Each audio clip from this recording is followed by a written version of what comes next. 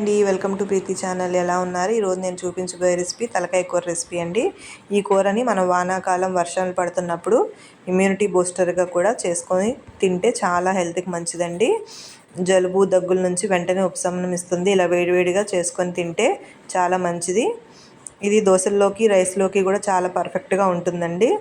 ఒకసారి మీరు కూడా ట్రై చేయండి. చూసారా తలకాయ కూర?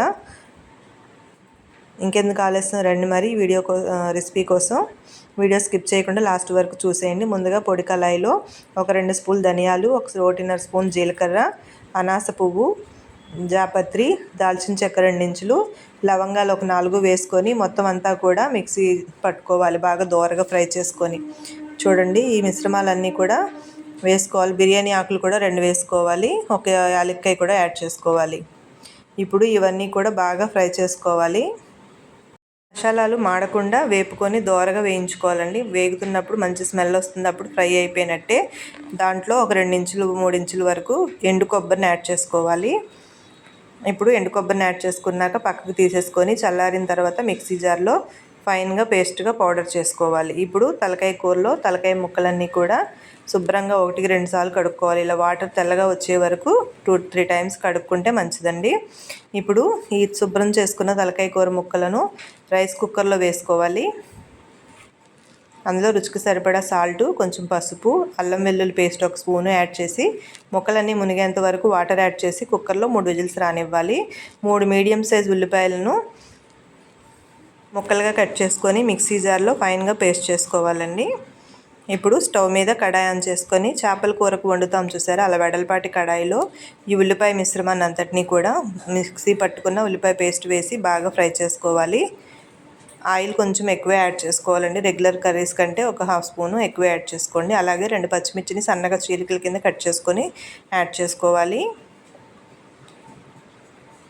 ఇప్పుడు ఈ ఉల్లిపాయ అంతా కూడా బాగా మగ్గే వరకు ఫ్రై చేసుకోవాలి, పచ్చివాసన పోయేటట్టు. 1/2 స్పూన్ పసుపు, 1 స్పూన్ వెల్లుల్లి పేస్ట్ యాడ్ చేసుకోవాలి. రుచికి సరిపడా సాల్ట్ ఆల్రెడీ ముక్కల్లో యాడ్ చేసాము, ఇక్కడ ఒక 1/2 స్పూన్ సాల్ట్ యాడ్ చేసుకుంటే సరిపోతుంది. చూడండి, ఉల్లిపాయ పేస్ట్ మిశ్రమం అంతా కూడా బాగా ఫ్రై అయిన తర్వాత తలకాయ కూర అంతా 3 విజిల్స్ రానిచ్చుకున్నాం కదా, ఇందులో వాటర్ లేకుండా పక్కకు తీసుకొని ఉత్త తలకాయ ముక్కలు మాత్రమే ఈ గ్రేవీ మిశ్రమంలో యాడ్ చేసుకోవాలి.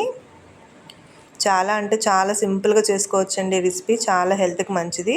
ఇప్పుడు మనం ముందుగా మిక్సీ చేసి పెట్టుకున్నాం కదా, ధనియాలు, జీలకర్ర, మసాలా పొడి యాడ్ చేసుకొని ముక్కలన్నీ కూడా బాగా కలిసేటట్టు బాగా కలుపుకోవాలి. అంటే ఈ పొడి ముక్కలకి బాగా పట్టేటట్టు కలుపుకున్నాక కారం ఒక 2 స్పూన్ల వరకు యాడ్ చేసుకోవాలి.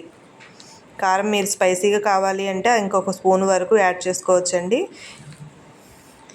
ఇలా కారం అంతా కూడా అప్లై చేసుకొని 1 సెకండ్ వరకు బాగా కలుపుకోవాలి. ఇప్పుడు ముక్కలు ఉడికేటప్పుడు వచ్చిన వాటర్ ఉంది కదా, ఆ వాటర్ని యాడ్ చేసేసుకొని ఒకసారి ముక్కల మిశ్రమం అంతా కూడా బాగా కలుపుకోవాలి. అదే వాటర్ ముందు అప్లై చేయడం వల్ల గ్రేవీ అంతా కూడా ఫ్లేవర్ పడుతుంది. ఇప్పుడు దీంట్లో మనం ఫైనల్గా గరం మసాలా 1.5 స్పూన్ యాడ్ చేసుకోవాలండి.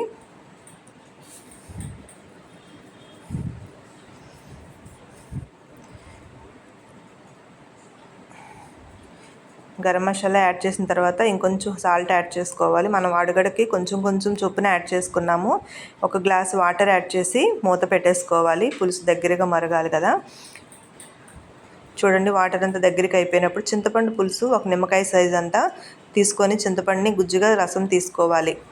అలా చింతపండు రసం ఇష్టం లేని వాళ్ళు నిమ్మకాయ రసాన్ని ఫైనల్గా ఒక 1/2 నిమ్మ రసాన్ని వేసుకుంటే సరిపోతుందండి చల్లారిన తర్వాత.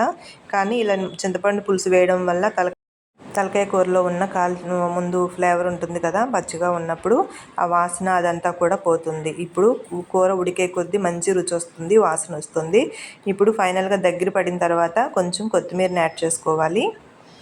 గార్నిష్ చేసుకొని ఇంకా దింపేసుకోవచ్చండి స్టవ్. మీకు కావాల్సిన గ్రేవీ కన్సిస్టెన్సీ వచ్చినప్పుడు స్టవ్ ఆఫ్ చేసేసుకుంటే సరిపోతుంది.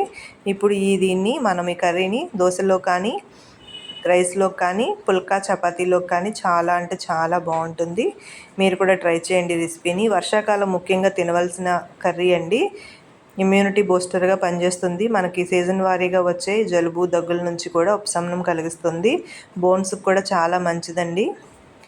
ఐరన్, కాల్షియమ్స్ ఇవన్నీ కూడా వస్తాయి. ఇమ్యూనిటీ బూస్టర్గా కూడా పనిచేస్తుంది. ఈ హెల్త్కి మంచి ఆరోగ్యమైన రెసిపీ ఇది. ఒకసారి మీరు కూడా ట్రై చేయండి.